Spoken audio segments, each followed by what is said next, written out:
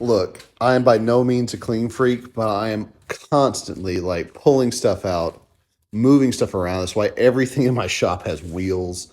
But I have projects that are like everywhere. Like literally, I've got this sundial that my wife's like step granddad made in a foundry, and I've got to like make a stand for it.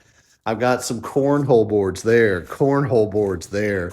I've got a top right here that's ready to go that I need not to mess up because I'm going to build a credenza.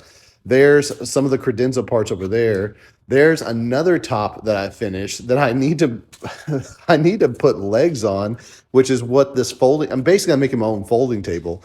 I have these half finished projects all over the place and people keep giving me more. Like my grandfather made this piece of furniture and they asked me to refinish it. What am I going to do?